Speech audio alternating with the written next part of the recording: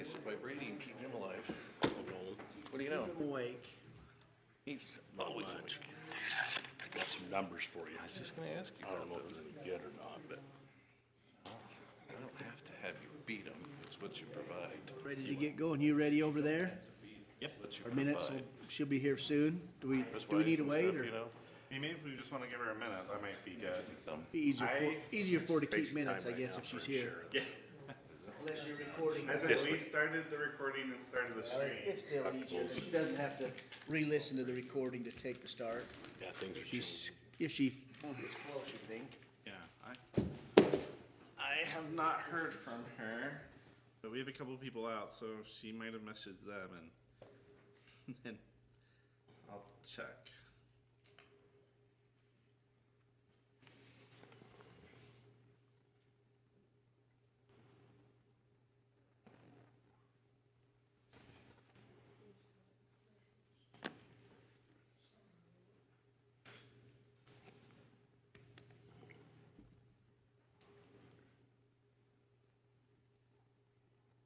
It's way too quiet. I don't like it. Yeah, this quiet.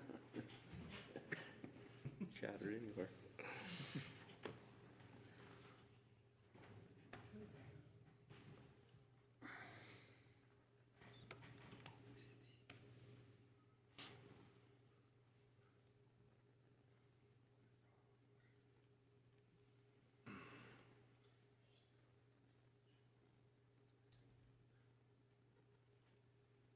Not gonna get out of here early if we start late.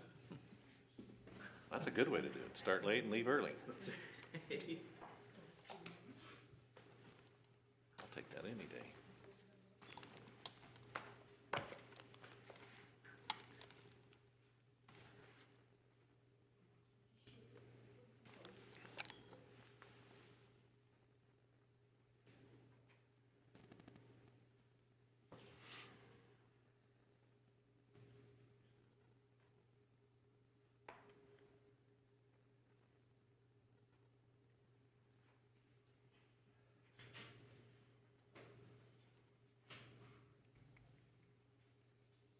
What do you think? We get going? Yeah, I She mean, can- we're recording and streaming, so we should be fine.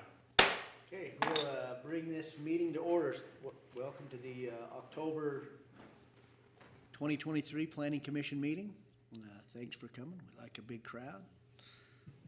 We're gonna start with opening remarks from Chris Sands, and then after his opening remarks, he'll lead us in the Pledge of Allegiance. I'm going to give my remarks in the form of a poem. This poem's from local poet Star Coolbrook, from her book Both Sides from the Middle.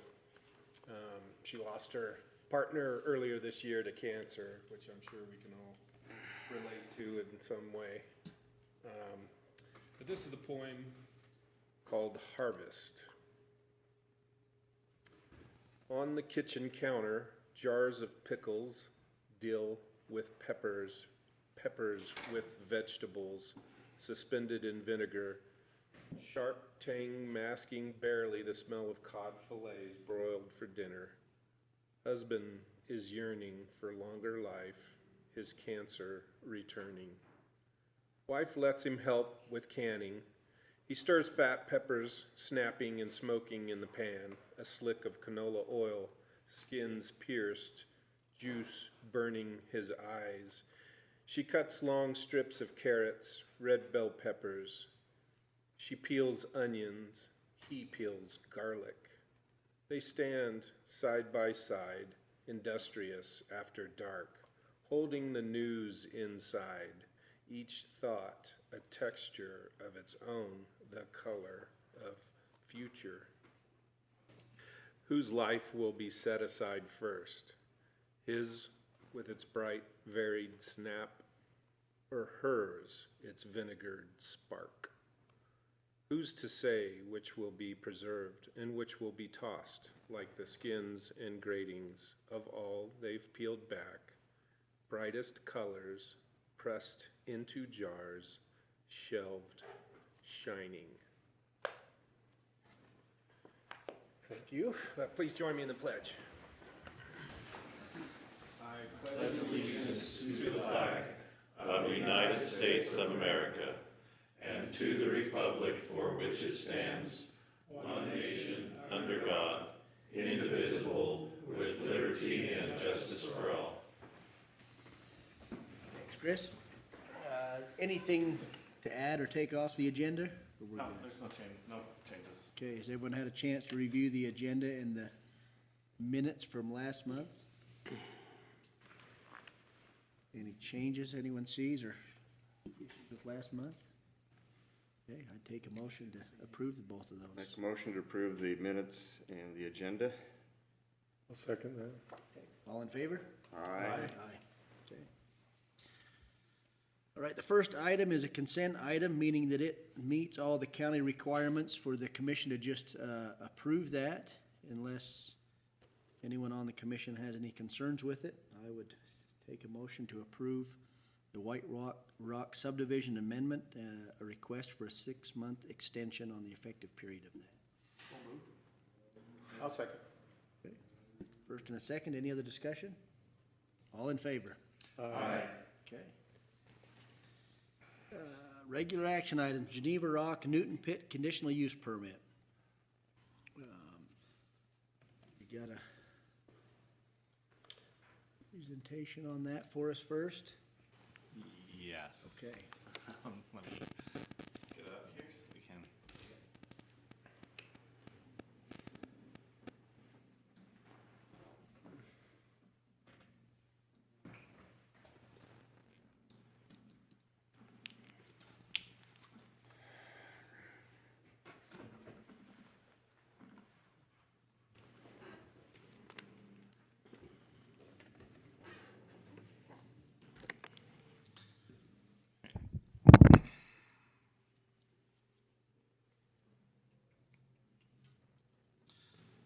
So the planning commission continued this item a couple months ago on July 6th, up to 90 days. So that 90 days is up.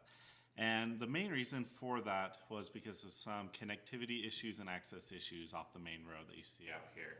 And time was wanted to given to the applicant, so the applicant could work with the county and UDOT to come up with some alternatives for how that alignment was going to work. And so the county and UDOT have met with the applicant, and the applicant has proposed a couple of options. And so as you can see in this first slide here, this was the current proposal of an access here. It's a little bit difficult to see unless maybe I zoom in a little bit, which means I might have to rotate my view.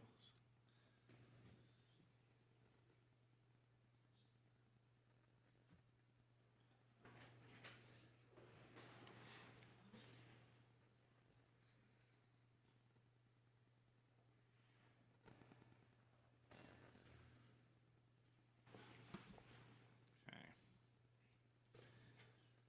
So it's a little bit, whoops. Apparently it does not like me today. And so as you can see here, these little lines that were in the packet, this represents the trailer wheels and for the truck traffic. So if a truck was to pull out of the proposed access and to come up the highway here and make this turn, you can see the wheels would swing out of the road, which is part of the problem. That was why we continued it. So there's two alternative options that was proposed. This is the first one. The first one would be to realign the intersection completely. This is probably, in the long run, the better option. Currently, this road, as you can see, it enters in at a weird angle, at a skew, which is not great for your sight triangle and pulling on the highway. The next option that was proposed is just for them to change their alignment on access with the property to line up with the roadway.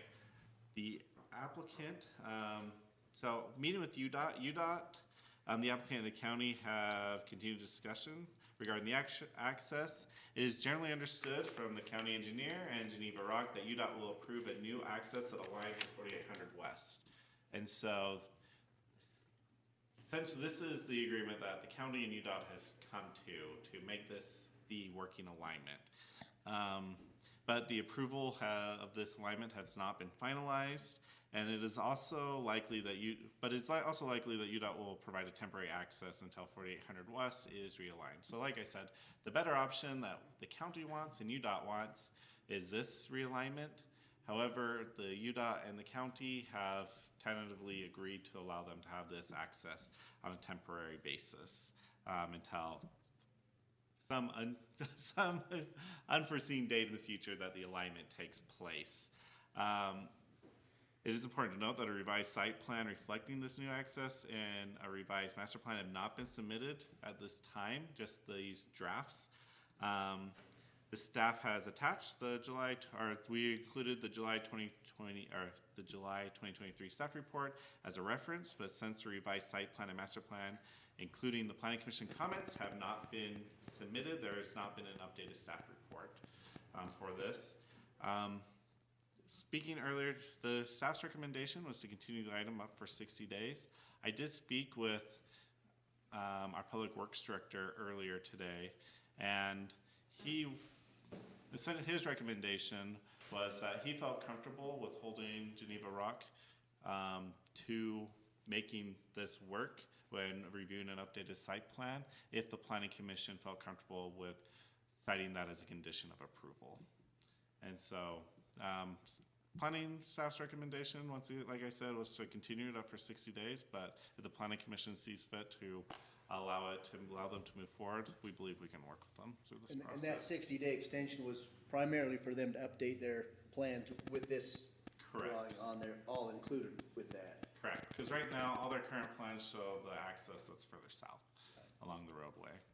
And so we have not received any updated site plans that show this new access point as agreed upon. So did they even contact you and say we're working on it or So interested or? a representative is here, and Angie's been the main contact with them. And I know they reached out to her earlier this week and discussed it, but we have, like I said, we have not seen updated site plans since UDOT and the county and them kind of came to this conclusion that allowing for this access point. One other item we had discussed in there was how the percentage that would be open at any one time, and have we done any modifications on conditions on that? No, there hasn't been any additions or modifications to any of the conditions. Okay. Can I ask a question? Legal, do you have any opinion on planning commission approving this, but yet we don't have any schematics or anything else like that? I have a little hesitancy on that. Well, I think it's up to your discretion, so It would just require adding some conditions in there if we were to do it, but it could be done either way. Because I'd be more inclined to wait for the, just to continue it and get the formal submittal and updated staff report.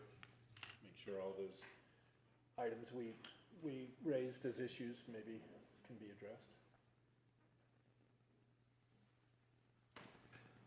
Mr. Chairman, Yes, sir. I have a question, and I don't know if you want us to wait till after the applicant comes up or what, but do we know what the length of them egress-regress lanes are yet?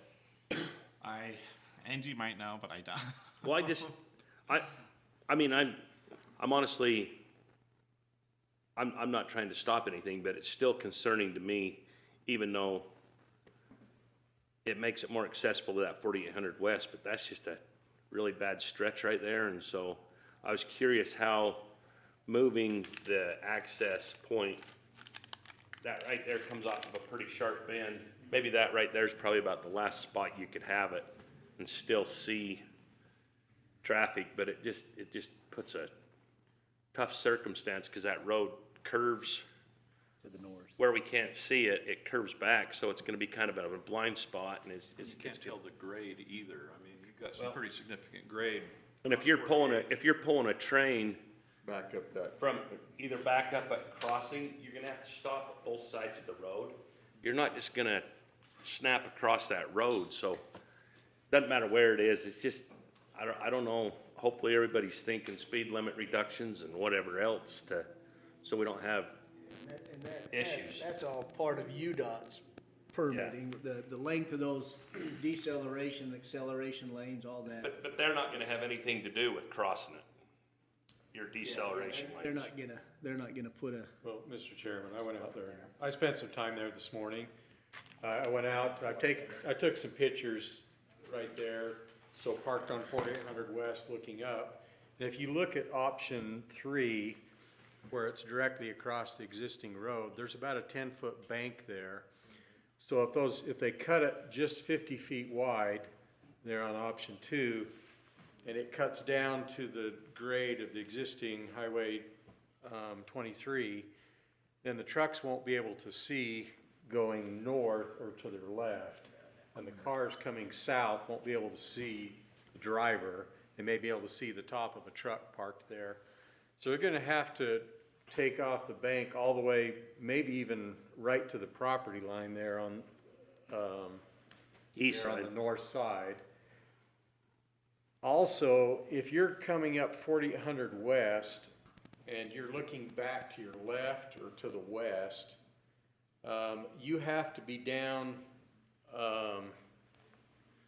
about where it says 4800 West on that map, if you're in a semi, to look back, and then you can see behind you enough to sell the traffic. I watched an IFA truck come up, and, you know, not faulting him, but he rolled through because you can look back behind you, and if you don't waste much time, you can go through the stop sign and be okay. But if he comes to a complete stop, by then traffic that was heading north gets there, and you can't see him. You have to pull out in front of him.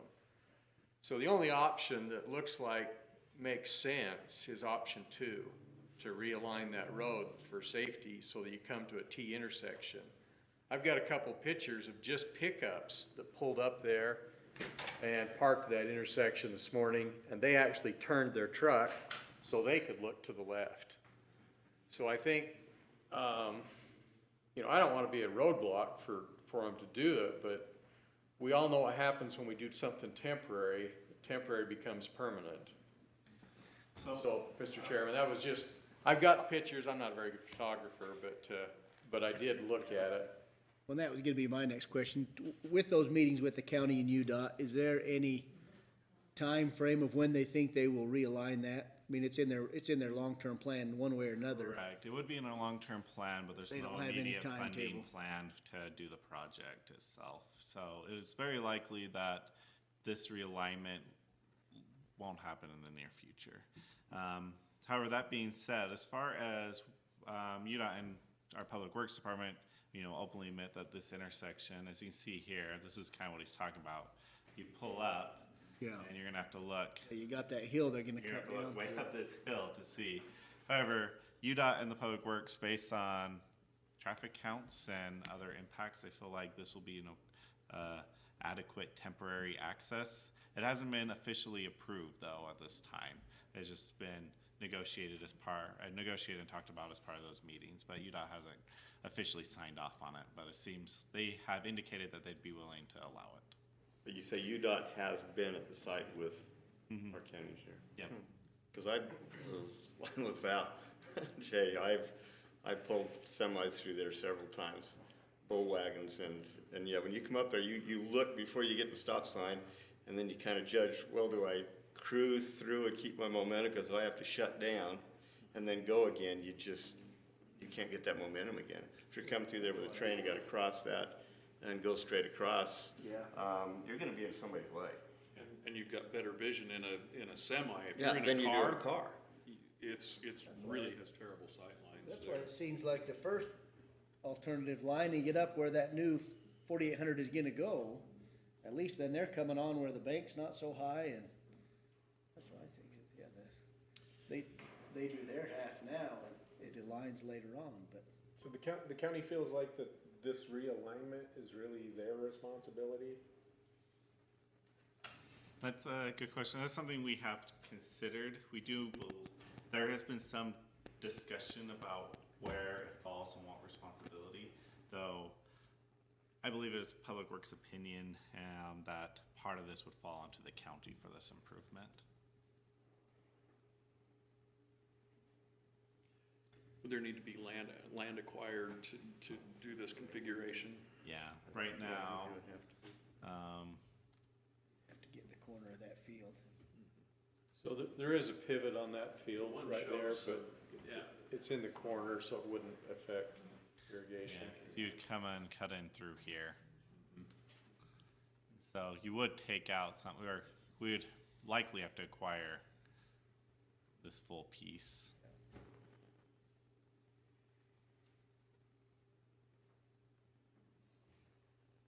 One thing maybe the applicant could talk about, you know, we brought up the last time the potential of using the existing access from the other pit that's in the area.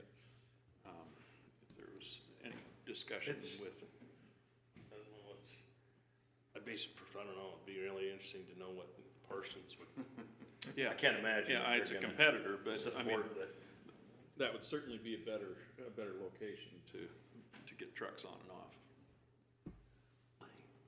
Does the applicant want to come up and any comments or take any questions we might have for you? You can take whatever you want.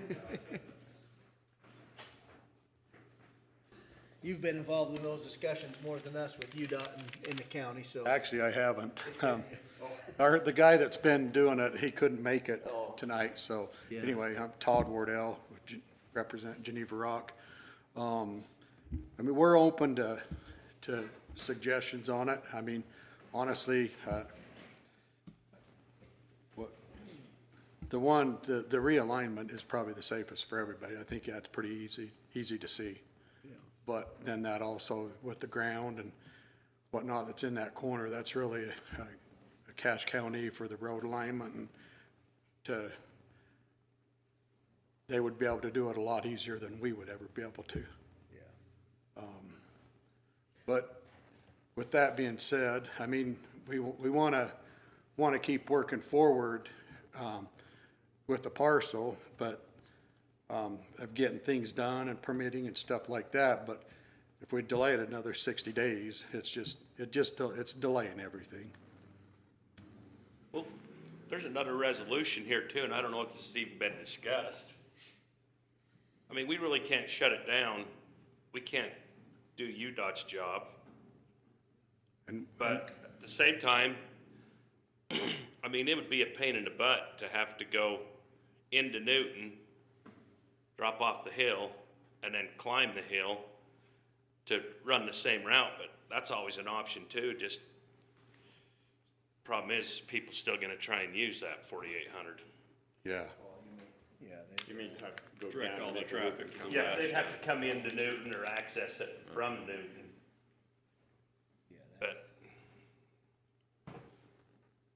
see, I would have a couple questions for Matt, I think, too, with,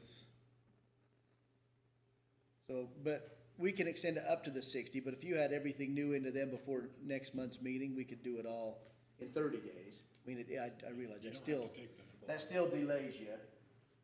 I mean, we've had this stuff in with UDOT, really, I mean, they've got it, trying to get their, approval. And I'm sure it's something to do, with them working with Cache County and everybody on that, but, so, they're trying to, what they can make work at this point. Yeah, and I think planning staff would at least feel more comfortable if their site, because one of the issues that we have is their site plan that they submitted to us. These site plans still reflect this access and doesn't reflect the higher access and what impact that potentially might have on these changes for their phasing or excavation or sloping in certain areas. So that was one of the other concerns that we have, is that I think UDOT essentially kind of giving us a head nod that they were going to approve this. We feel pretty comfortable with moving forward. One of our issues, though, is that will change up how they do their site plan, and we haven't seen any updates to that. So UDOT would approve either of the options, essentially? Yeah. They're gonna give them an access somewhere along there. Because to me, it just still seems like have them do their side where it's gonna be long-term, because that gives the better sight view on both sides for traffic. I realize it doesn't line up with the existing 4,800, but all the other concerns these guys had with looking both ways, it addresses that. Cause you get down there where it's flatter and you can see further, but that's why I just wanted to visit with Matt to see what his thoughts were on that. Which it's still a little bit to the north of, I think, where the access shows right there, to realign it would still change it a little bit. A little bit, yeah. Not as much. It would change the angle, but I mean, that's pretty minimal stuff.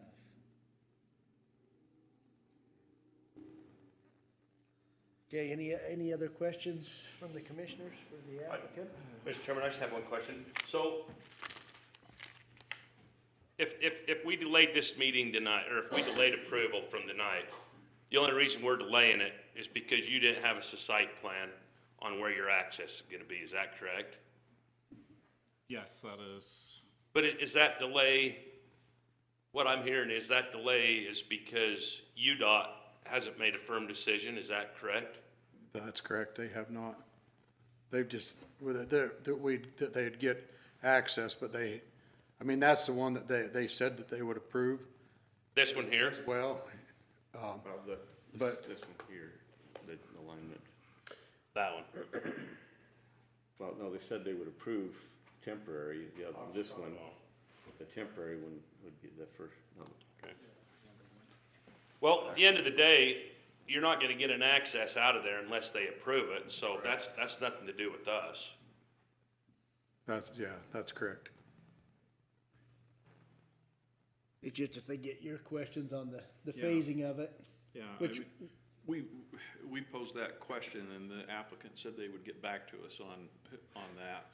how much of the pit would be open at How a much time. at a time and the reclamation schedule and all of that. And from what we hear, we haven't heard anything back on that. Right, there hasn't been we haven't received any updates beyond these road proposals. And I would say, even if UDOT doesn't have the final approval back by the 30 days, if you wanna come back, well, it'd be a little less than 30, cause you gotta turn it about a week earlier to get it to Angie, get the comments through there. You still submit it with maybe showing the different options, and we could still then approve it with whichever option UDOT approves. And then we could address those other things with that updated plan too on the site work. Okay.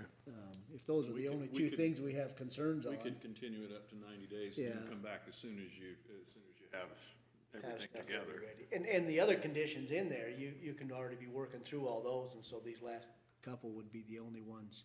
Cause I don't think we're gonna change any of the existing conditions that we thought were in there, most likely, so unless something huge came up. Okay, And to be honest, updating site plan is something that we would require prior to recording anyway, so it's worth. Right. Yeah, I mean, Yeah. it's a condition in here, Right. so it covers that, but, yeah. I think it's more, for me, if I were the applicant, if Matt agrees that further west site is better long-term and you don't have to build that access twice, as an applicant, I would think that's your better option to go there, but, I mean, it's more substantial than what you had, but if you're fine building either of them, then, or both of them, if that's the way he wants you to go, yeah. it just seems for safety issues, that west one's a lot better. It's an indefinite though on putting that deal across, the further west you go, you're eliminating yourself from 4,800. Yeah, Yeah, So, well, and they can't go too much west, cause they only own that little strip anyways that touches it, but. Okay, well, what do the commissioners wanna do? If there's no more questions, I okay, think. thanks. Mr. Chairman, we don't always do it, but we've got 3 people here tonight. I don't know if they're here on this. But I just was gonna see if you'd be open to giving them a minute or two just to express questions or concerns over what we've discussed. If they're new comments or concerns that weren't expressed at the first meeting, then we would take some public comment on that. If they're the same ones, then we've already got them recorded, but yeah, you've gotta come up and state your name and.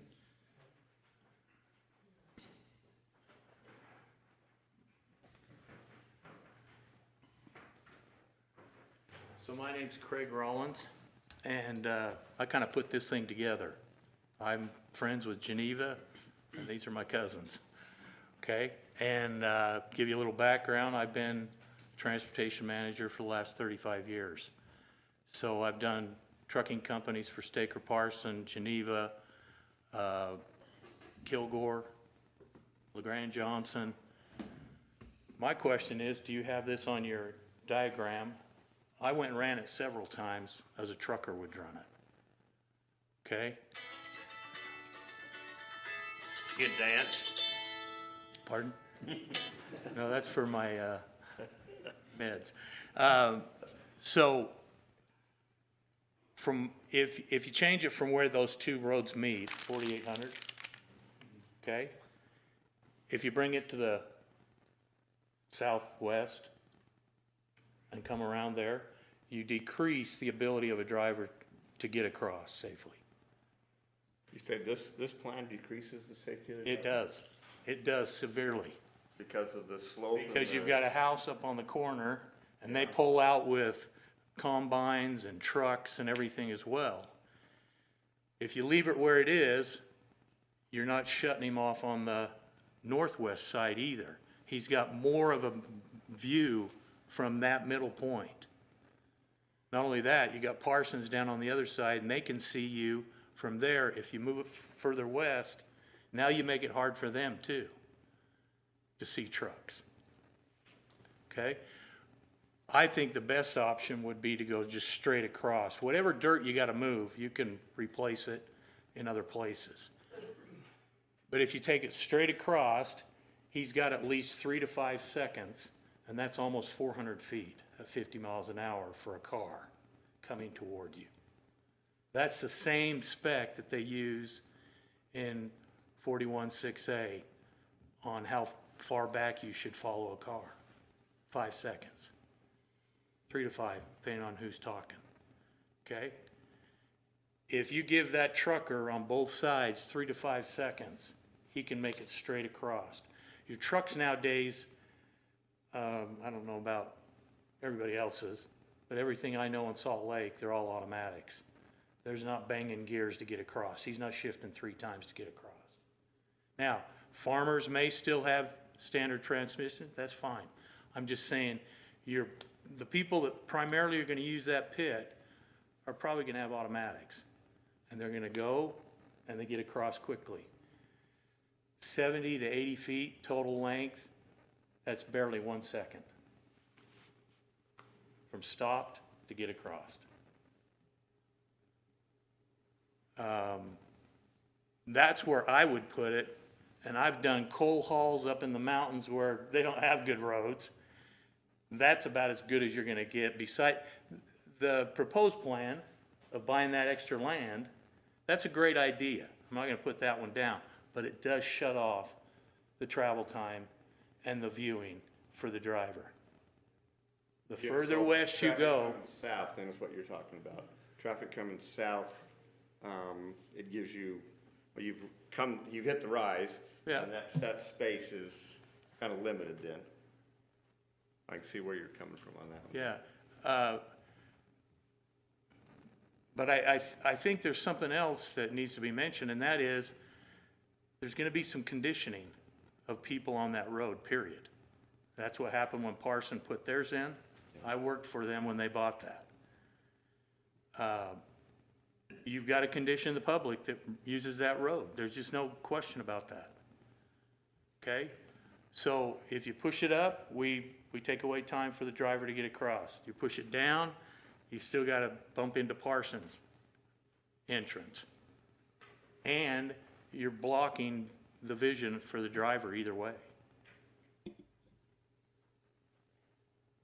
Any questions or rebuttal or? Well, I'm fine with it. I've I'm the been, closest there. I was also an EMT, responded there for 10 years, and we've had multiple accidents there. I personally, I went to the store today and talked to them when they came for lunch, and so I disagree because those coming north, almost everybody has a story about a truck pulling out in front of them because they can't look behind them and see. I'm not faulting the truckers because I've been there. I come up that road with a semi, but you pull up and stop and you can't see far enough and you start going and cars come up and And during this summer, there are skid marks on that corner frequently. The cars come up and they slam on their brakes. I see what you're saying coming down for the trucks coming out of the gravel pit. They can get across. But you're trading one problem for another. So it's not cut and dried. No, Because I've gone that way with the semi every direction because I have land down below there, and it's easier for me to access the property going south on 4800 West. And so, but I come up there and trying to turn south on 4800 West with the semi, I look around and gauge all of the traffic. I have to get into the wrong lane, get over, and all of a sudden a car pulls out of one of the houses down there that wasn't there, and I have to make them back up because I'm clear in the other lane to get around. And so I did personally disagree that the current alignment is the safest because it doesn't work. It's been a problem for a long time. Those not right angles are just bad intersections. I understand your comment about the trucks coming out of the pit. Would be a lot easier for them. They're coming down and they can come out of option 3 alignment. is that one? That's that one. I can see in that scenario, that is the easiest. But there's some other problems that it doesn't address. And so that's why it's offered as a rebuttal. Not being mean or anything. You're fine. I have just been there and seen the troubles there. So my personal experience is like yours, and I've come through there too with semis, and that corner's just ugly to do that when you know you're gonna have lots of trucks. Steve, will you go back just to the GIS layer on that intersection? Yeah, of course. While you're doing that, so what we're proposing is adding significant new traffic, not just more trips, but big trucks, heavy trucks, that are moving slower, and if you can get across that in 1 second, you're. Yeah, I mean, 1 second. That's No, it's, moving pretty fast. I don't think you can do it. yeah, it's 55 miles an hour, At 55 miles but an you're hour. starting from a stop.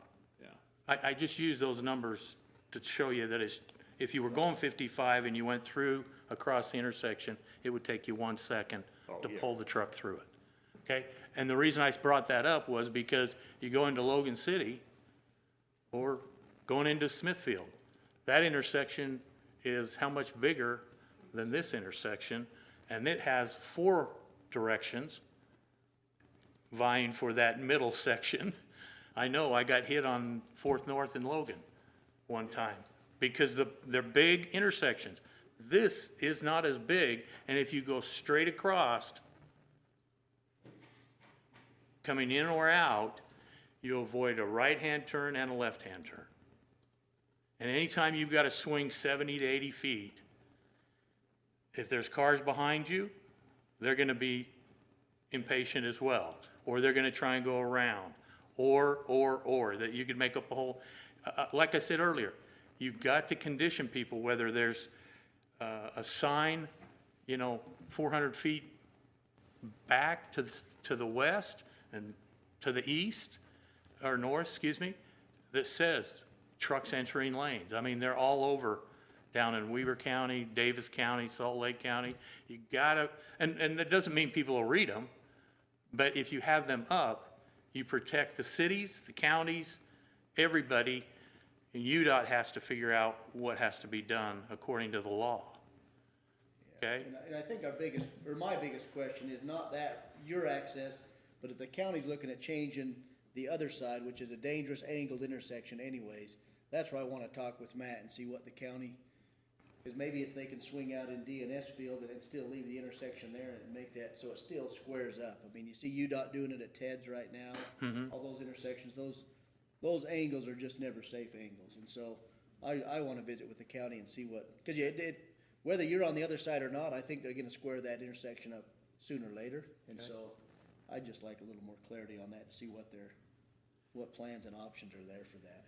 Is that long rectangular parcel there, UDOT's.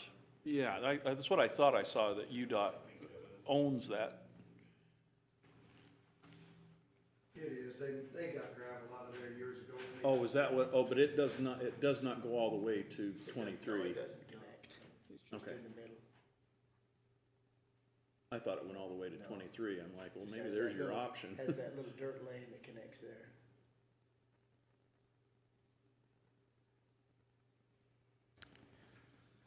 Okay, thanks for your comments. Thank you for letting me. Any others? Yeah. Come on up.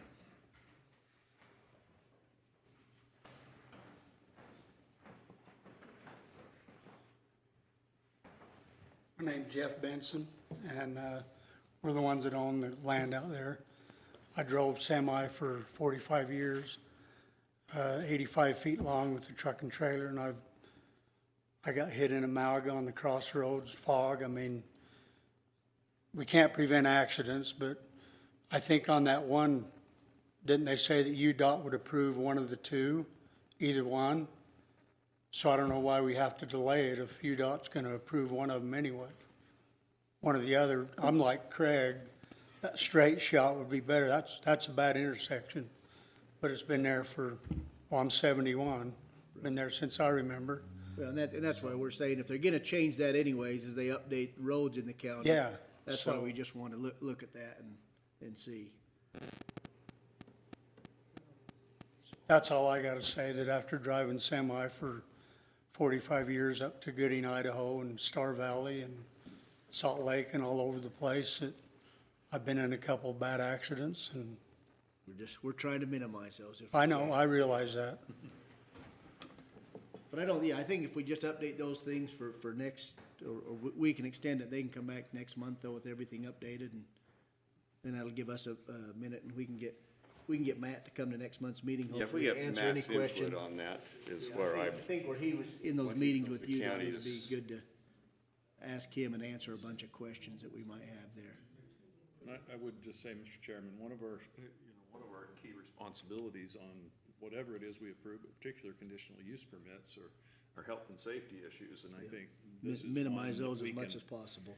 We need to take the time necessary to ensure that we get this right. Agreed. One other thing, if I could, anyway.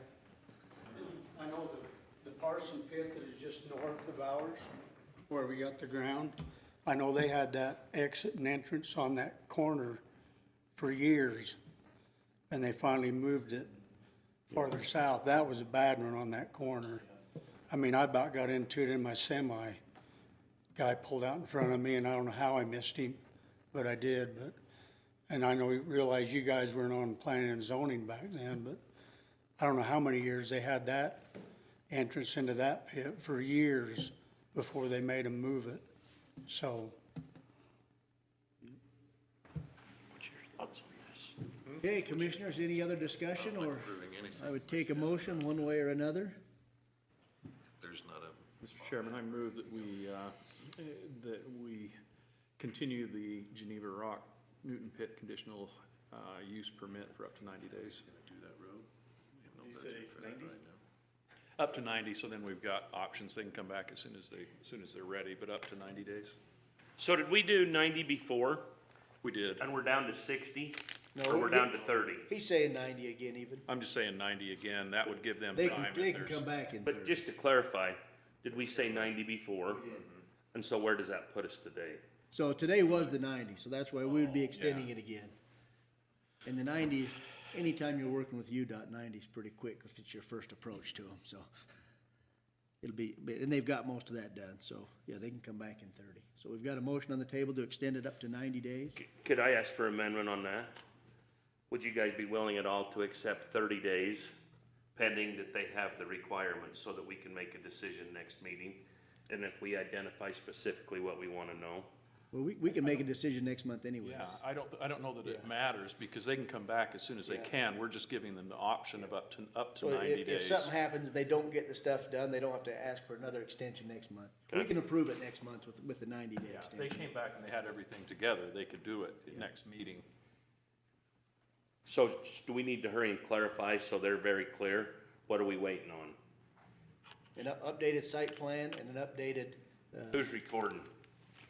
it's being recorded. Okay. I'm taking notes as And, well. and those were in the first meeting as An well. updated but site plan, and then you wanted to know their, How much, you know, the way it was written was that they could open up the entire parcel, strip everything, and so I was asking about a plan, how much at a time and what the reclamation is before they do that. We've had that issue with multiple of these in the past where they just open it all up and they're not doing the reclamation as they go, and it's a 20-year project. We don't need to open the whole thing at once. they partly address that based upon the elevation, but it'd still be good to have it clarified. Yeah, and the question that I had was, how much, what is reasonable? Is it 10 acres? Is it, you know, to have open at a time? And they were going to respond to that question. Was there anything else we were looking for? Those are the two things that. That's all I remember. Okay, do we have I'll a second? that motion. Oh, we've got a second. Okay, any further discussion? All in favor? Aye. Thanks, guys. We'll see you next month, probably. Good luck, Todd. Okay, we've now passed our time, so we need to have although there's no public here, so we can either finish the other two items or have our public hearing now. In our presentation on the Public hearing on that. updated Cache County Resource Management Plan. It should be pretty quick because we've seen it and there's no public here to comment on it, which is, I'd say let's go to the public hearing. okay. You want a presentation quick first, Stephen, and show us what we've got, and then we'll open the public hearing. Yeah. How you doing tonight, commissioners? So I haven't met all of you yet. My name's Connor Smith. I'm a new assistant planner with Development Services. I've been heading the County Resource Management Plan. And so let me walk you through where we're at since our last meeting. Basically, this is where we're at. We had our first stakeholder meeting, which went extremely well, in my opinion. So we ended up not holding a second stakeholder meeting. Yesterday, we had our second steering committee meeting. We're planning on doing an open house sometime halfway through October, and then giving you guys a final revision by the time you vote on November 2nd, or at least have it in the public hearing. So essentially, the goal that the CRMP is attempting to do is put us at the table, protect the health and safety of citizens, and protect the environment, because essentially who's going to be reading this is federal land managers. That's the big group that's going to be reading a special Forest Service. So essentially, this document gives us a chance to say, hey, here's what we want, and essentially they're forced to listen to us. So essentially, let me walk you through what we got so far. This has been amended a little bit following our steering committee meeting yesterday. Essentially, how it works is you have a desired future state, which is where you want to be. Then you have management objectives and policies and guidelines that kind of support how we're going to get to that desired future state. So, do you want me to read through them, or do you want to comment? No, I'd say just read through. Okay. So there are no critical minerals deposits known in Cache County. Please ignore the fact I know where there's a lithium deposit, and, you know, we're going to hide that one for a while. So in the event of discovery of critical mineral deposits on public lands within Cache County, cooperation with all relevant agencies on land use decisions will be sought, and the protection of the health, safety, and well-being of both citizens and the environment will remain the priority. Anybody have thoughts, opinions on that? And maybe go through the next couple goals and then see if there's any. Okay. So management objective, facilitate effective coordination and collaboration between land managers, developers, the public, and Cache County on any developments. The supporting policies and guidelines are coordinate between relevant parties and actively participate in all stages of development, acknowledge and address concerns of relevant parties prior decisions being made and implemented, support public engagement through stakeholder meetings or public comment periods so that the opinions of the public are considered in the development process. The next management objective, protect the health, safety, and well-being of the citizens of Cache County that may be impacted by the extraction of critical minerals. The supporting policies and guidelines there are monitor any projects to ensure that any environmental hazards such as air and water pollution are mitigated, and ensure that any development that occurs has minimal impact on the daily activity of citizens. The third objective is encourage protection of the environmental quality of Cache County through mitigation of potentially adverse effects that might arise from the extraction of critical minerals. The supporting policies and guidelines there are encourage the protection of the quality of natural waterways and aquifers from potential negative impacts as a result of development. Encourage the protection of wildlife with an emphasis on endangered or threatened species through the preservation of sensitive habitat, wildlife corridors, and prevention of habitat degradation. Ensure compliance or encourage compliance with Cache County Code 17.18 sensitive areas as amended, and limit physical environmental degradation such as air pollution, soil erosion, deforestation. Anybody have any thoughts or opinions on that section? Clear cut. Perfect. So renewable energy. Desired future state, Cache County supports exploration and study of potential expansion of renewable energy projects on public lands. The first management objective, explore and expand avenues for implementing renewable energy projects on public lands. The supporting policies and guidelines are support opportunities for renewable energy resources such as wind, solar, geothermal, and hydroelectric expansion, and utilize the 2009 Renewable Energy Zones Task Force report, as well as emerging information to make decisions related to renewable energy development. Same kind of goal. You'll see a lot of these goals pop up again and again. It's just us making sure that with these kind of big topics, they do in fact get the message that we want to see at the table. So facilitate effective coordination and collaboration between land managers, developers, the public, and Cache County on any developments. The supporting policies and guidelines on that are coordinate between relevant parties and actively participate in all stages of development, acknowledge and address the concerns of relevant parties prior to decisions being made and implemented, and ensure public engagement through stakeholder meetings or public comment periods to ensure that the opinions of the public are considered in the development process. And same repeat of that environmental protection one. Encourage protection of environmental quality of Cache County through mitigation of potential adverse effects that might arise from the extraction. Ooh, I gotta edit that. That's my bad. Implementation of renewable energy resources. Supporting policies and guidelines there are encourage the protection of the quality of natural waterways and aquifers from potential negative impacts as a result of development. Encourage the protection of wildlife with an emphasis on endangered or threatened species through the preservation of sensitive habitat, wildlife corridors, and prevention of habitat degradation.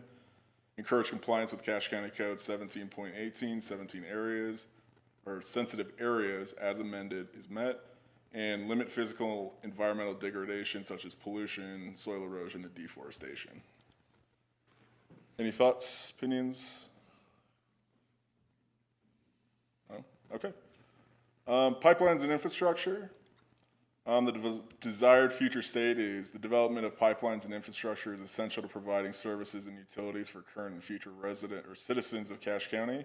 However, it is important to ensure that this development occurs in a way so that it does not impact the health and safety of citizens, the environment, or the visual qualities of rural and natural areas of Cache County.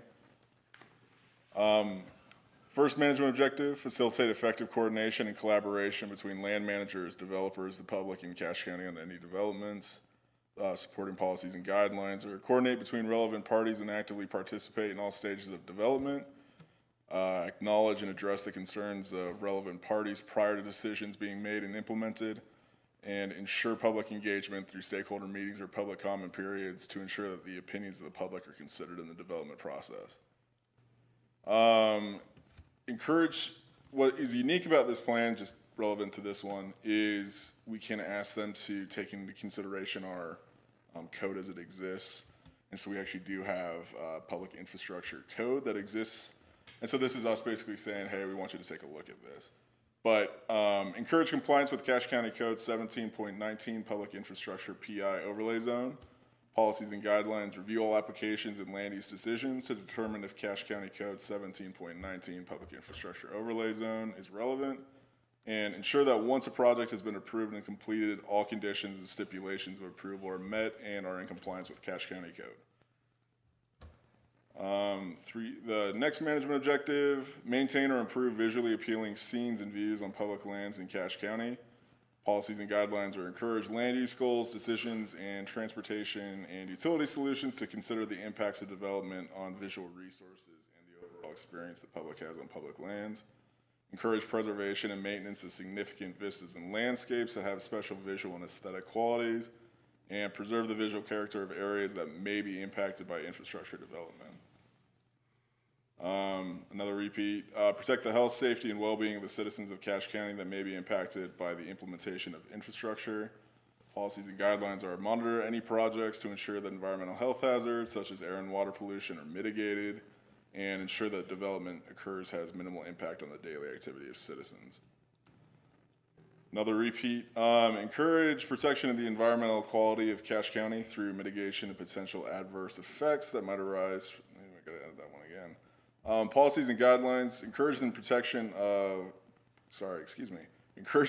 of the quality of natural waterways and aquifers from potential negative impacts as a result of development. Encourage the protection of wildlife with an emphasis on endangered or threatened species through the preservation of sensitive habitat, wildlife corridors, and prevention of habitat degradation. Encourage compliance with Cache County Code 17.18, sensitive areas as amended is met, and limit physical environmental degradation such as pollution, soil erosion, and deforestation. And then the final, I believe, one is explore options for continued general access to public lands and actively seek opportunities to expand access. Supporting policies and guidelines are refer to the goals and guidelines established by the Cache County Trails Master Plan, encourage collaboration between relevant parties to explore trail creation opportunities, including potential expansion of a countywide trail system, and explore opportunities to enhance connectivity between existing and planned trails as part of a new infrastructure projects. Any thoughts or opinions on that one? Does it matter how accurate those maps you've got on there are? I mean, does everything need to be on them, or?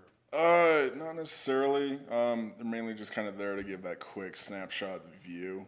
You don't There's necessarily. gas lines and some that are not on, and some Yeah, fiber lines that are not on. yeah. Those, I believe our GIS department is still working on those, but those are just using the most recently available data set to them. That's just kind of the issue we have there. It's just kind of the question of updated data. Obviously, if you're new, you didn't experience it firsthand, but is this being driven by just being prepared for the future, or has there been some negative experiences? I just was more curious, like when the pipelines, I think one of the most recent ones was that Ruby line that went through Sardine Canyon. Was you aware of any negative out of that, or was there anything that if the county would have had this in place that could have helped? Or anybody else here? I'm just curious.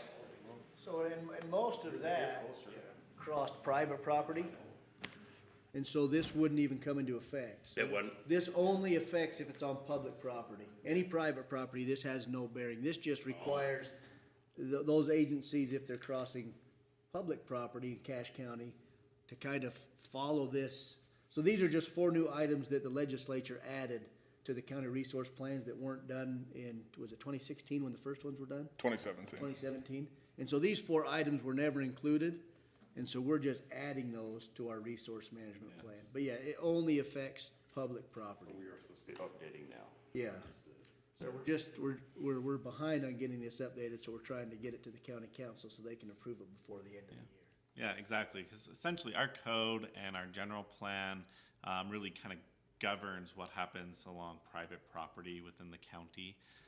But with these federal and state lands, our control is more limited on what we can require the feds and the state to do on their land.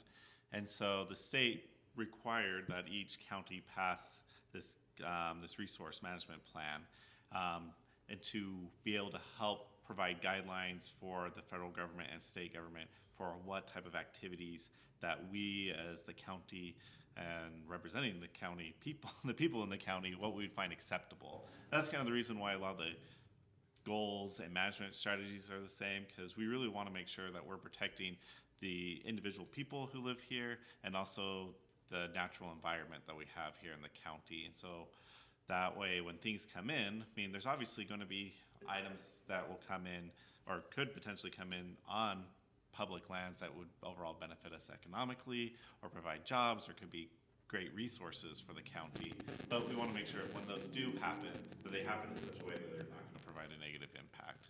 And so that's kind of why the goals are a little bit more broadly expressed and are really focused in on the protection of citizens and the environment.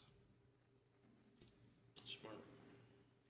Typically, anything that happens now, though, with federal lands, state lands, why, they're more restrictive than we probably would be in a lot of cases. I mean, to put a pipeline, add a pipeline up Logan Canyon, like, yeah, you're gonna get that done. Phone line. Yeah, phone line, we're gonna get fiber optic, but, yeah, most things, any kind of mining, it's just like, are you kidding me? But I see where this, but something like, the south end, gravel, mining pit, Pisgah, I mean, that's private, and we've had a lot of discussion, obviously, about that, and the eyesore that some people complain about now, seeing that pit at the, but that's private, so this doesn't affect it at all. But if they were doing that on state lands, or federal forest, then this would apply to them, hopefully. Right, and is my understanding of why this got adopted, previously the CRMP was done by Forest Service and BLM, but then the state of Utah decided, hey, we want to give the counties the opportunity to have their say in it, so that's kind of the incubus of this, basically. So it's basically just giving us a say in what we want to see. Yeah, essentially the state, and I believe rightly, decided that the counties would do a better job representing the people in the county than potentially the federal agencies managing the federal lands within the counties. Perfect. No, I appreciate what you've done. Being in that meeting yesterday, you've updated a couple of those things, and I think the only thing we're gonna see maybe is trails.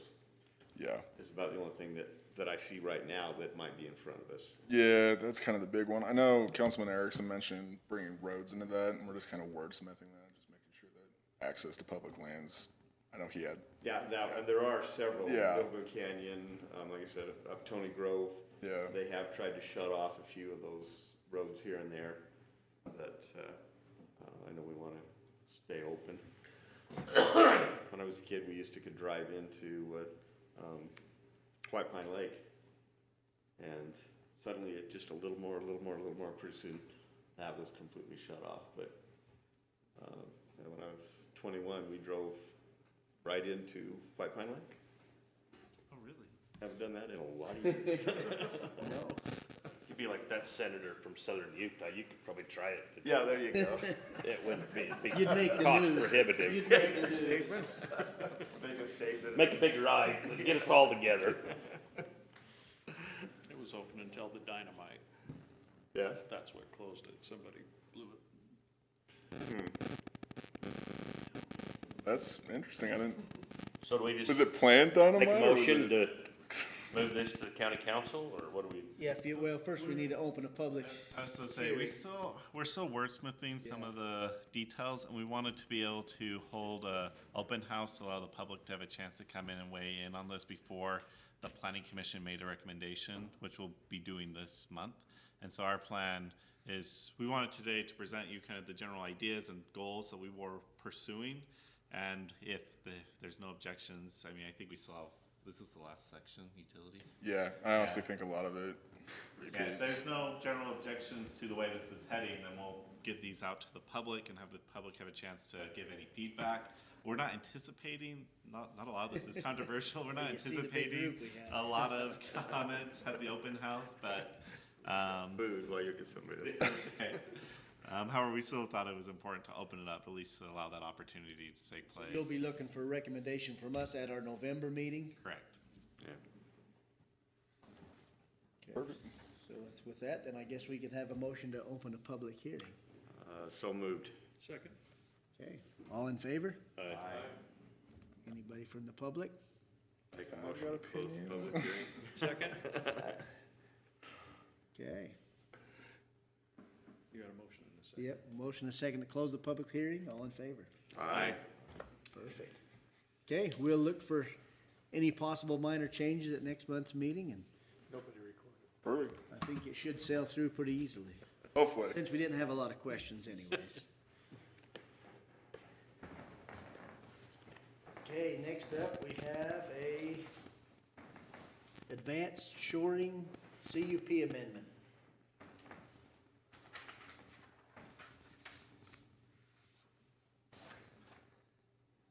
So, let me pull up the report.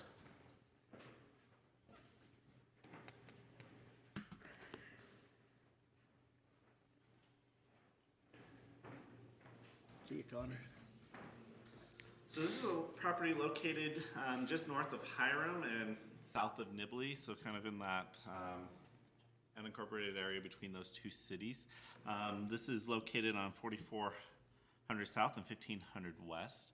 So this property, initially, there is some history with this that you saw in the staff report. I won't go into the detail about the previous conditional use permits back in 2019 and 2020 that were never recorded. But on November 4th, the applicant, which is proposing to operate a storage and warehouse facility within this parcel, which is zoned for industrial, where it was approved for a conditional use permit on November 4th, 2021 by the Planning Commission, and it was recorded on September of 2022. This is an amendment request to that application. So the current request to amend the existing CUP is limited to expanding the size of the proposed storage facility from 3,900 square feet to 10,400 square feet, as well as proposing secondary access along 4,000 South. And so this is the building right here that we're talking about. So this is along the south east corner of the property, and the map isn't square or isn't facing north, so north is on this side. So the original CUP had this as a much smaller building, and so that is the big change. So there are a couple of updates. So the subject property already currently has existing buildings, and we can actually pull up the parcel viewer so you can see that. Do you know where it is? Just north of Miller's Yeah. composting facility and stuff out there. Used to be that hog farm out there. I don't know if you remember where that was. Yeah, this is, what was the hog farm? Yeah. Yeah. Yep. Yeah, so it's this property. So as you can see, there's an existing 3 buildings on the site. So the subject property is 3 buildings that are located in the southwest area of the property. The applicant had originally proposed using the existing wood frame metal structures for the construction company, but has determined the structures are not practical for that purpose and proposed use and wants to expand the previously approved 3,900 square foot building to a 10,400 square foot building for this purpose. There is a man-made lagoon that was constructed for the hog farm, was previously located on the property, but since the original CUP approval, the lagoon has been filled and leveled under a wetland delineation approved by the U.S. Army Corps of Engineers. The applicant has provided us the proper paperwork for that. So the applicant states that the facility will use the southwest area for the property for storing, repairing, and refurbishing construction equipment. The letter of intent identifies the type of equipment that will be used on the site, as mainly forklifts, backhoes, cranes, and other various types of foundation construction equipment. And then the letter of intent also states that there will be 5 employees working on site at any time. Hours of operation will be Monday through Friday, and occasionally on Saturdays from 7 a.m. to 7 p.m., and the facility will not operate on Sundays. The application also indicates in the letter of intent that the access to the property will be from 4400 South. All parking and loading and unloading of trucks will occur on the property inside the fence area. The applicant anticipates about 1 to 2 semi-truck deliveries per week. The previous 2021 CUP approval allowed for a single access point, but the updated site plan and letter of intent refers to additional access on 4400 South on the east side of the property. The Public Works Department has previously approved the second access point with conditions that one of the access points may need to be removed in the future based on future roadway development, and that will be within our fourth condition. So power has been installed to the property, as well as a 30,000 gallon dry fire hydrant as a condition of the previous approval. Currently, the fire district has had no comments on the increased size of the structure. And so signage is proposed for the entrance gate that will display the address of the company's name, and waste will be collected in a commercial dumpster and removed regularly. The rest of the report, as you go through, kind of goes through some of those different conditions, but what staff's recommendation is, staff recommends approval, subject to the conditions within the report and finding that it conforms with the zoning code.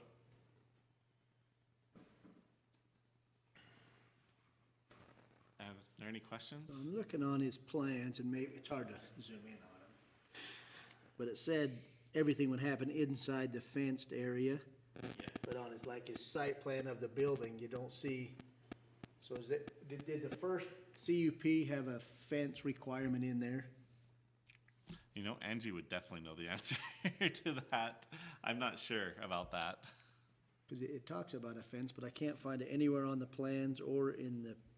Well, and he also says that's where all the loading and unloading will go. Yeah, inside the fenced area, because if the standards are the same on industrial as commercial, I believe the entire thing where it borders agricultural would have to be fenced with a 6-foot-high barrier. And I don't see that in these conditions, but I don't know what the original ones, so it may have been in one of the original conditions. Yeah, I do know. I just wondered, I couldn't see that on the site plans or in the description up above of fencing. That's a really good question. I'm sorry. Is that right? I wish I knew that answer. Can I ask another question? Is there a reason why this is an amendment to this? It seems like it's a separate use, a completely different use than the original CUP. So my understanding, and unfortunately, Angie would be the expert on this one. My understanding is that the use category is remaining the same. It's just an expansion of that, and because of that expansion, it requires an amendment to the conditional use permit. And just to follow up on that, so it's a storage and warehousing facility, but it's not open to the public, is that correct? So they will be using that for their own product? To work on their own construction equipment, is the way I read it. Yep, there wasn't a. Originally, they wanted to do public storage, but they've withdrawn that? Yes, so that was part of a previous application, but that's no longer what they're asking for with this application. Okay. I just wonder why we're going to storage and warehousing if it's still the same use. To me, it should just be modification of the footprint or of the operation. But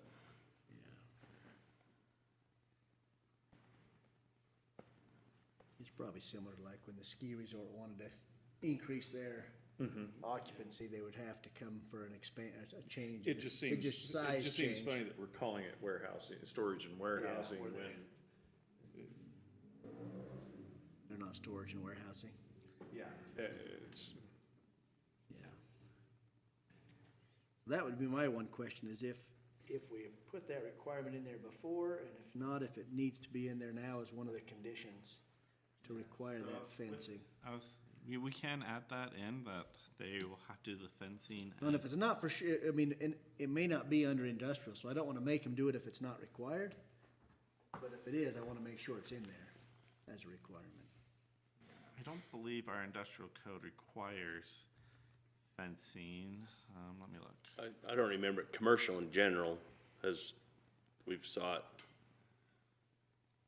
a couple times, but. Yeah, and I didn't know if under the same I think categories. there is some requirements for fencing if it is adjacent to public or residential uses. I can pull up that code real quick. I remember that soccer field in Hyde Park, farmer was concerned the kids out in his field and debris and balls and stuff. So we requested they fence that. That dog kennel in Richmond that never happened, or Cove, I think we'd requested a fence around that, but it was more for dog gets Keep the dogs in. loose and shoots for the highway. Yeah, this is a little bit difficult to see, but this is in our development code that says where any commercial or industrial lot share a common boundary with property zoned A10, RU5 or RU2, a screen shall be provided at least 6 feet in height. The screen may be fence, wall, berm, or approved landscaping, or some combination of the So same. it is the same, so they do have to have, so I just wonder if that was in one of the original conditions, if not, it needs to be added, because they've gotta have that screening in there, whatever. Was it really a condition, or they just, because it's in the code? Yeah, it needs to be put on the Yeah, I would- permit to make I sure would they do it. 'Cause recommend- otherwise, there's no way to enforce it very easily, if we don't put it as one of the conditions. Yeah, I would recommend that it is included in the conditions. And it may be on the first one, like I said, we don't have that in front of us to read what was approved. And I don't remember. Was that September of 21, they said? Mm-hmm.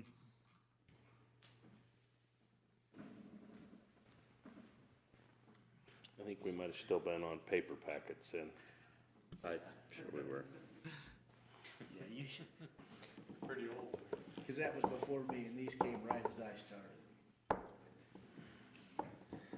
That would be my only question. Other than that, I didn't see any, where he's met with Matt on the road stuff, and he's already got, the well's already there. He's already got the stuff approval with Bear River Health. Water rights is approved. The condition with the fire was The stormwater system's already on there that Matt's reviewed, so, yeah, he's already got the fire installed, and it's big enough for this new one. well, the condition is that they verify that with Yeah. the fire district, that it's adequate for the Yeah. increased size, and I think that's an adequate Yep.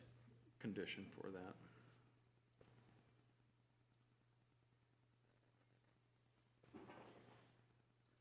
Yeah, so if you look at the zoning, this is A10, that's directly adjacent, and then this is a public infrastructure district overlay with And an that one A10 already, base. that one already has a fence on I it. would say, I'm pretty sure there's already a fence that goes down That this one property has it. line. It's the other three sides that.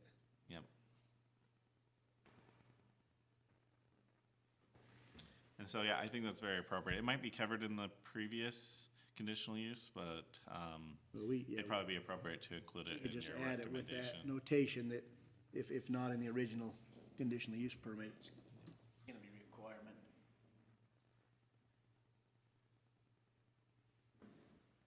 That would be my only thing that I saw. I don't know if commissioners have any other comments or concerns? I would look for a motion then. So, Mr. Chairman, I make the motion that we approve this advanced shoring CUP amendment. With its, 11 and 2. With 11, it'd be 12 now, right? 'Cause we're 12 gonna add- conditions if we've added We're gonna that. add the one on the fencing. Or confirm if it was already there either way. Yeah. 11 or 12 conditions with the 2 conclusions. Do I have a second? I would second that. Okay. Any further discussion? All in favor? Aye. Okay, perfect.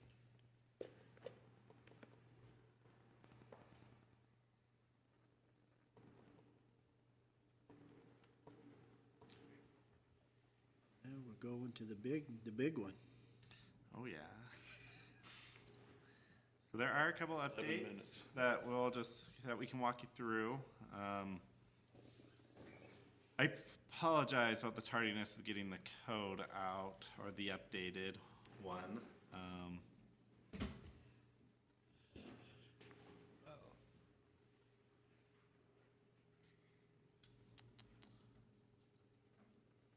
The right thing. So we did make a few changes to the updated code, and I'll open that in our Google Doc, so if there's any changes or edits, I can make those as we go through.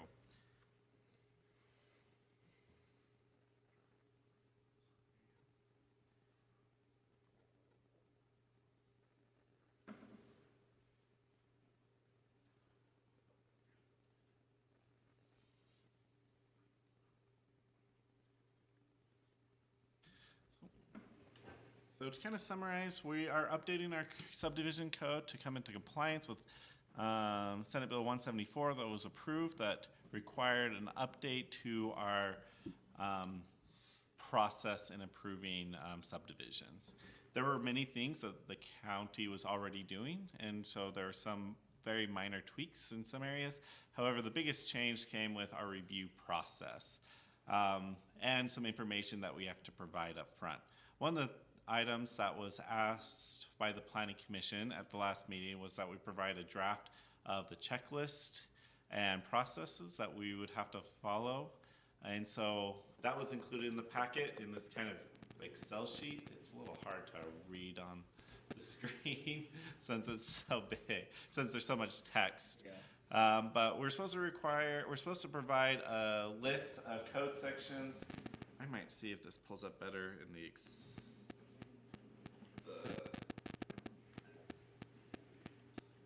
version. So we're supposed to provide a list of code sections to developers that want to come in and subdivide that would apply to their developments and what a kind of a summary of what those were. So we went through Title 16, which are subdivision regulations, and highlighted the different sections that contain what each section requires. We also went through Title 17, which is our zoning requirements, and provided summaries for what each section is. Particularly, we didn't go through every section within it because there's some sections that aren't as pertinent, but we did summarize the most impactful sections within the code, and then we just provided a summary for a couple of the more nuanced, or we just provided a broader arrangement for some of our more specialized codes that don't apply to most properties. We also went through the roadway, or the Manual of Roadway Design and Construction Standards. This will likely change in the near future. Our Public Works Department is looking at separating out like the stormwater standards, which is within this manual, into its own document, so we might have to make some changes in the future. But then we also cited International Fire Code, which was adopted by the county. We've included a preliminary plat checklist. This goes through the current code, and we've provided a checklist for the preliminary plat and for the subdivision improvement plans, which are now required to be submitted with preliminary plat based on the new state code. And so we've provided a summary checklist for those items. And then we also have a final plat checklist for our final plat and subdivision improvement plans and the Mylar. Once the code is approved, we'll doll these up a little bit, put them in official forms that we'll be able to hand out. I put them in this format so I could send them out to the different departments, and so that they would have broad flexibility for looking at editing them without really messing up formatting. And so once we get that secured down, we'll put them into formatting. However, those don't have to be approved tonight with the code. We wanted to provide this to show that we are working on this process as well. With these deals regarding the final plats and such, are you up to speed with all of our subdivision codes and guidelines? Yes. So it was very interesting to read through these, but I just had a quick question that I'd recently encountered. So if you have an individual wanting to develop a piece of property and they've already got their deal put together, but they find out along the way that there's boundaries that are not clear, that the neighbor don't agree with, can a developer recede to just give up, forgo the disputed property, and do they have to totally redraw the Mylar? They'd probably have to re-record everything. Does that start the whole process over again, or? So it kind of depends, and Taylor, please chime in if you have any additional comments Well, on this. in reading this on the boundaries and stuff, that just come up because there's even places in this county, and I was looking even tonight on our parcel and zoning deal, there's a lot of places where monuments have been established, but there's still discrepancies in parcels. Yep. So Overlay. If I could just chime in, it's not the planning commission's place to make adjudications of where the boundary is or who owns what.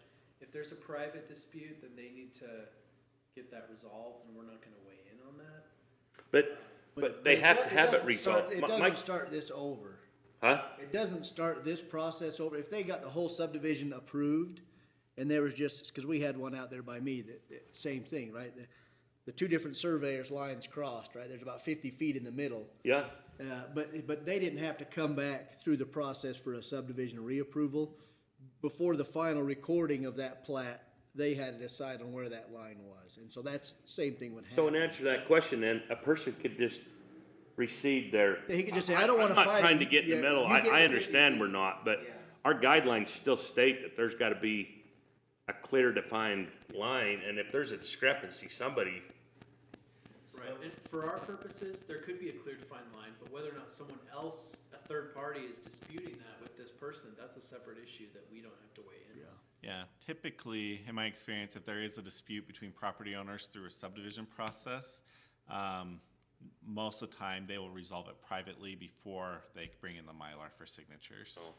And so normally, the county won't need to get involved in. at one point when we had the surveyor, did we used to?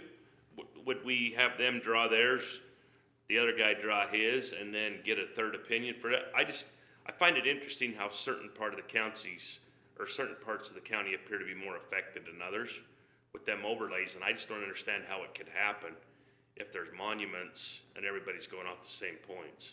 I don't think it starts north Yeah, and what- survey this way, it they starts start south off and this way, different and you end up markers. with all kinds of. Yeah, it happens all over. I was gonna say, typically, my department's policy would be if there's a dispute between property owners with property lines, that we would not get involved, we would not even try to mediate those, generally speaking, because we just don't wanna be named in any type of lawsuit that might take place.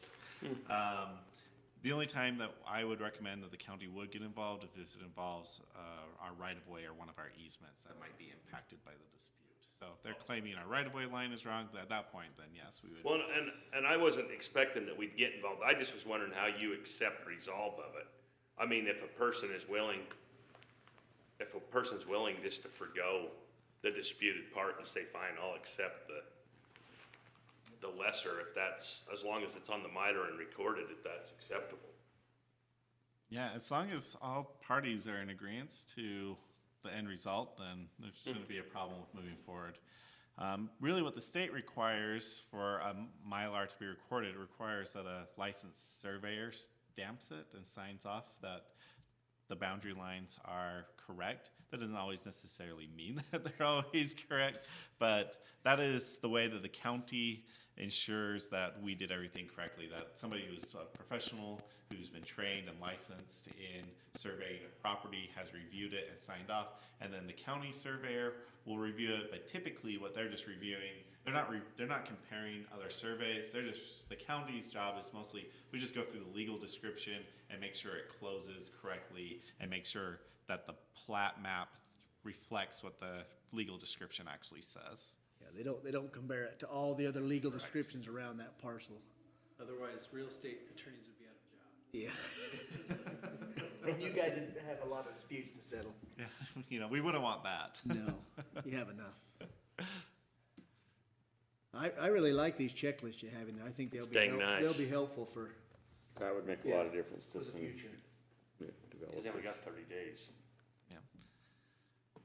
So last time we went through, I have made a few changes. Part of this was based on feedback that I received last week after speaking to a representative of the Utah League of Cities and Towns. They've came out with their recommendations, and after reviewing their recommendations, I went in and tweaked some of what we did in order to, I feel like, to better match what the code is and to try to clarify some items within the state code. And I'll go through that and those changes and just see if you have any comments. I know Public Works have reviewed it and they've provided some feedback, and I've made some changes based on what their comments were. And I know a couple of the other planners in our office have had a chance to review some of the updates as well. So one of the first things that I did was we went in and defined what a review cycle is, and subdivision improvement plans and subdivision ordinance review. Subdivision improvement plans we defined later on, but I decided to put this with the same section under our definitions and applicability within our subdivision process. And that was and these definitions come straight from state code. And so I just copied that code and pasted them in. So the other changes, and these changes become pertinent because we reference these words partly in the appeal process, that after reviewing state code and seeing what the league was recommending, our appeal process I outlined a little bit more in detail because I felt like the state's was not super adequate and just to lean onto their description.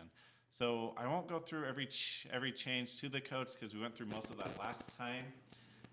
So we'll focus mostly on today. But if there is any other changes that you have felt that you want to discuss further, let me know.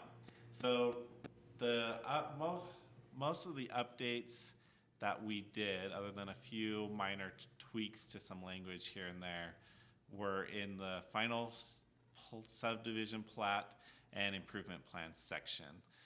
And so most of the section A and the title remain the same. The development service, so as you remember, the new state code requires that final plats are approved by staff and don't have to come to a public body. And so we changed it to be that where the final subdivision plat is approved by the development services director, and that the subdivision improvement plans are approved by the county engineer and the fire chief. And so for final subdivision plat, there's not a lot that we changed other than that other final subdivision plat notes is required by Cache County State Code or is required by the Planning Commission. That's mostly clarification.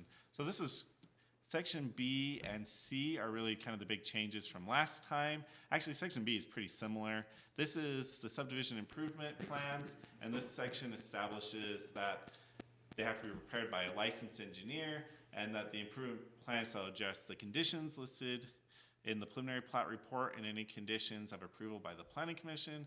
Improvement plans shall comply with all county code requirements as we've adopted and list out several of the sections, and also fire code, and that it also establishes that the county engineer and fire chief shall be the land use authority for subdivision improvement plans.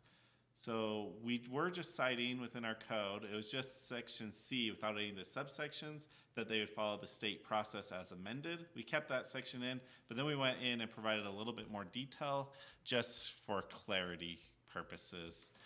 So we added the subdivision plat and improvement plan shall be subject to 4 review cycles as defined in this chapter. That's a requirement by state code.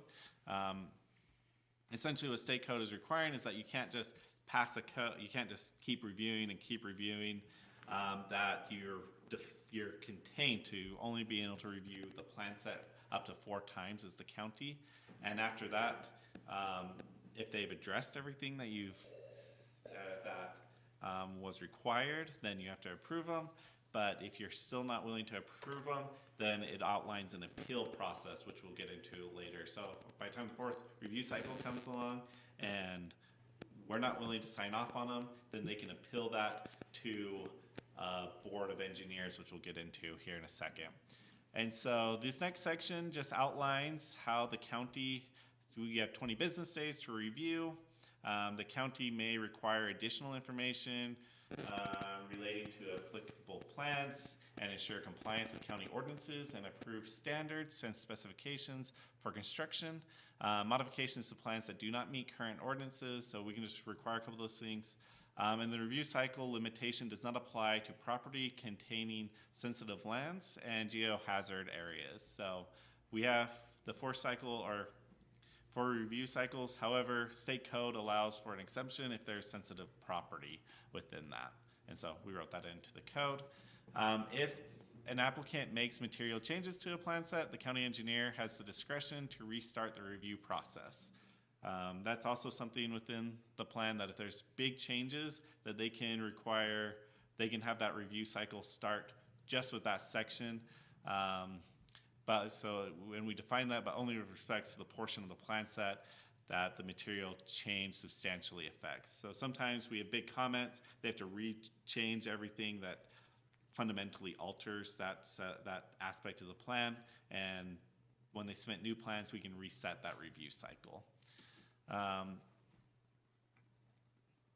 And then the applicant shall submit revised plans and shall provide written explanation in response to the county's review comments, identifying and explaining the applicant's revisions and any reasons for declining to make such make a revision. And if the applicant does not submit a revised plan within 20 days after the county requires a modification or correction, the county shall have an additional 20 business days to respond to the plans. That's pretty much copy and paste right out of the code. Essentially, with this new review cycle, we have to create an index of changes they made and cite the code. State code requires that the developer does that as well. So section D, this is where we go into the appeal process. If on the fourth and final review, the county fails to respond within 20 days, and the county shall, upon request of the property owner, and within 10 business days after the day on which the request received, for a dispute arising from subdivision improvement plans, assemble an appeal panel in accordance with state code to review and approve or deny the final revisions of the plans, unless otherwise agreed by the applicant and the, I need to change that. That's a good catch. Sorry, I read through this like 30 times, but the panel shall consist of the following 3 experts: 1 licensed engineer designated by the county, 1 licensed engineer designated by the land use applicant, and 1 licensed engineer agreed upon and designated by the 2 designated engineers as appointed in this section. So essentially, if the county and the applicant disagree on an engineering principle within our code, we have a panel of neutral engineers that will review it and make a ruling on whether or not how that should be ruled upon. So the members of the appeal panel assembled by the county may not have an interest in the application that is subject to appeal. So the developer can't appoint their own engineer to it. They have to appoint somebody else.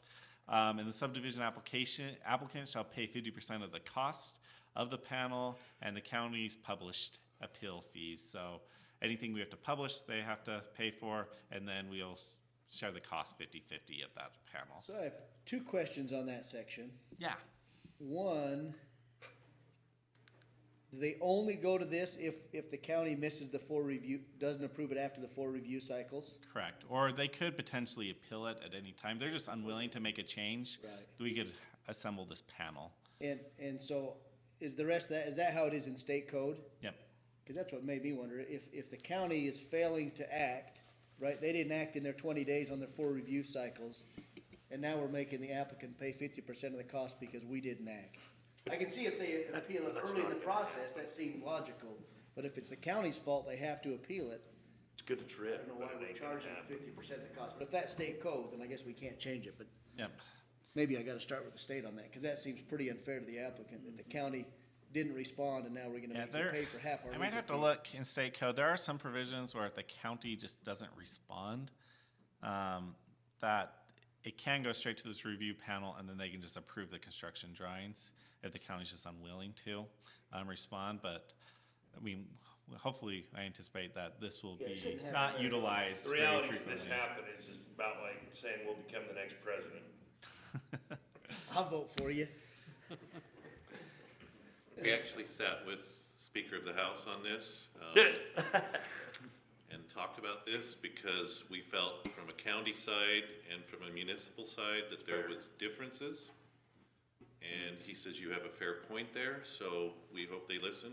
The only thing we were saying is when it comes to the county, we have our Bear River Health Department from a septic tank. We have different things as far as water, power, roads, everything, versus if you go to municipal section, it's all right there in one plain area. So only thing we were asking is give the counties a little bit more time.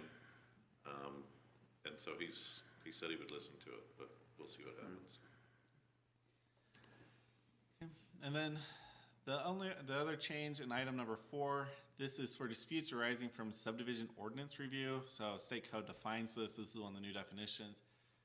The county shall advise the applicant to file an appeal with the land use hearing officer. So what this essentially means is the state anticipates that 2 type of issues might come up in reviewing a subdivision. One of the issues could be an engineering standard, and one of them could be one of our code standards. And so we wouldn't want the panel of engineers reviewing a code standard, and so we have already appointed a land use hearing officer to review appeals based on our land use code. And so this just clarifies that those type of disputes will go to that individual, while disputes on construction drawings and engineering standards will go to that 3-engineer panel. So other than that, those are the big changes from last time. Are there any questions? Has to be recorded.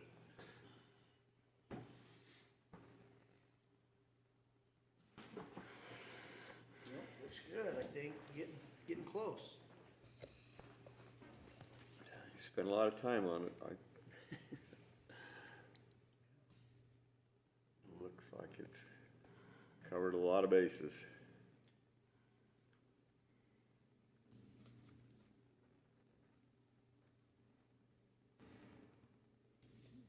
So you're anticipating we make a recommendation? Yeah, so we're ready to do a recommendation today. We've already held our public hearing.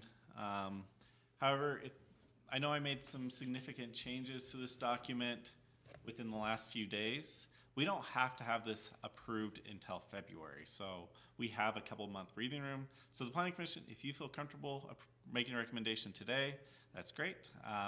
However, if you would like more time to kind of review some of these changes, we have time, so you can continue it until November. And staff, we're open either way. We'll make whatever work. If we were to move it today, it would go to the hearing and then we'll re-see it one more time? So if you continued it today, you would see it one more time. If you made a recommendation on it today, it will go to the county council, and then you won't see it again. When would the hearing be? So the county council would schedule the hearing They at would their have it. meeting next week, which will likely mean it'll be their second meeting in October, which I don't know the date right off bat, but it's the fourth Tuesday of the month. I don't foresee us needing to hold it up I don't think we anymore. need to see it anymore, yeah. Oh, come on. Done a good job. Keep having fun with it. We're dealing with the budget. I don't want any more stuff in October. All you gotta do is pass it. Okay, I'd take a recommendation one way or the other, commissioners. I'd have to know what to call it. The subdivision, what is the name of it? Code update?